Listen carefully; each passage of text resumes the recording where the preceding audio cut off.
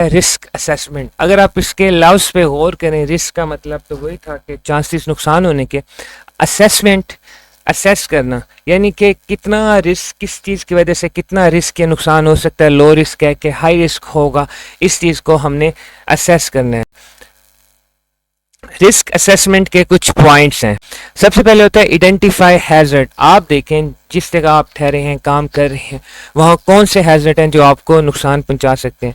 आप देखें या हाउसकीपिंग का मसला है या स्लिपेज है, इस पिक्चर के अंदर लेडर है, उसके ऊपर कोई सपोर्ट नहीं है, इलेक्ट्रिकल वायर है, मैनुअल हैंडल के मसले हैं, या बहुत सारे इश्यूज हैं, हैजर्ड हैं।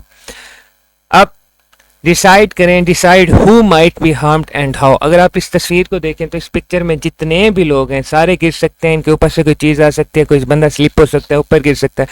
तो ये जितने भी लोग हैं सारे हार्म्ड हो सकते हैं। मैं आपको ये समझाऊंगा एक वेल्डर के एग्जांपल के तौर पे कि वेल्डर पे ये रिस्क असेसमेंट के 5 पॉइंट्स होते हैं, हम करेंगे। हम वेल्डर के केस में देखते हैं। वेल्डर के केस में decide who might be harmed and how. Welder किस तरह हार्म हो सकता है, क्योंकि वो वेल्डिंग के दौरान फ्यूम्स निकलेंगे, आई डैमेज हो सकता है, और इसके अलावा वेल्डर तो डैमेज होगा, उसके इर्द गिर्द जो लोग काम कर रहे होंगे वो भी डैमेज हो सकते हैं शोर की वजह से, नॉइस की वजह से। अब एक वीडियोस देखें वेल्डर की। अब ये वेल्डर है, काम कर रहा है, वेल्डिंग के दौरान रेडिएशंस निकलती हैं जो आंख में जाते हैं, आंख के रेटिना को डैमेज कर देते हैं, जिस वजह से आंख परमानेंटली ज़ाया हो सकती है। अब एक और वेल्डर की एग्जांपल देखें। ये वेल्डर पे काम कर रहा है लेकिन इसके मुंह पे लगे हो या इसने पीपीस इस्तेमाल नहीं की हुई थी, तो मतलब वेल्डिंग के उससे भी इशू हैं, इर्द गिर्द के भी इशू हैं। थर्ड पॉइंट है evaluate the risk and decide on precautions. Risk assessment का थर्ड पॉइंट होता है evaluate the risk and decide on the precautions. अब सबसे पहले हम देखते हैं कि जहाँ वेल्डिंग हो रही है वहाँ कंट्रोल मेजर्स के हैं। हम देखते हैं कि वहाँ एग्जॉस्ट सिस्टम लगा हुआ है, यानी कि अगर कोई फ्लेम वगैरह डस्ट एयरबोर्न प्रोड्यूस हो रही है तो वो इन वेंटिलेशन से, लोकल एग्जॉस्ट वेंटिलेशन LEL से बाहर चली जाएगी। अच्छा, दूसरी चीज़ हम देखते हैं कि जो कंट्रोल मेजर्स हैं वो एडिक्वेट हैं, वो मुनासिब हैं वेल्डिंग के लिए। हम देखते हैं कि नहीं, LEL तो लगा हुआ है लेकिन इसके जो फिल्टर्स हैं, यहाँ फिल्टर्स लगे होते हैं, वो प्रॉपर काम नहीं कर रहे थे, यानी कि जो वो कंट्रोल मेजर्स हैं वो सफिशेंट नहीं है। थर्ड है एडिशनल कंट्रोल मेजर्स। हम कुछ एक्स्ट्रा कंट्रोल मेजर्स देते हैं ताकि हमारा मसला हल हो जाए।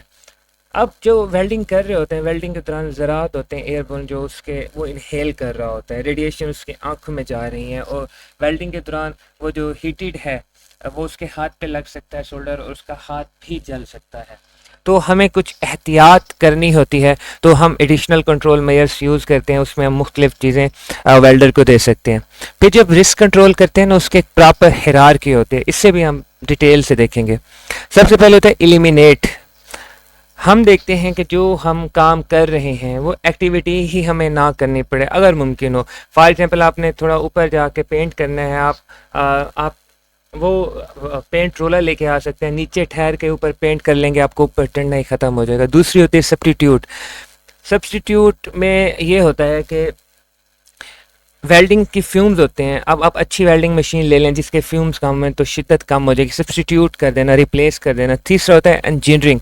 आपने इंजीनियरिंग कंट्रोल यूज़ करने होते हैं, वेल्डिंग पोस्ट कर दें तो जिसका बोर और एफिशिएंसी बेहतर हो जाएगी। फिर है एडमिनिस्ट्रेटिव कंट्रोल। इसमें एडमिन क्या कर सकती है, वो जो काम कर रहा है उसका ड्यूरेशन कम कर सकती है, उसे रेस्ट ब्रेक दे सकती है, उससे पहले ट्रेनिंग दे सकती है, लास्ट है पीपी, और एंड में आपने PPEs भी देनी है। अब याद रखिएगा, सबसे पहले हमने कोशिश करते हैं एलिमिनेट हो जाए, फिर सब्स्टिट्यूट हो जाए, इंजीनियरिंग हो जाए, admin control, PP control. PP सबसे लास्ट लाइन में डिफेंस ऑफ कंट्रोल है, इसे हम एंड में देखते हैं जब हमारे मकसद हमें मिल ना रहे हों।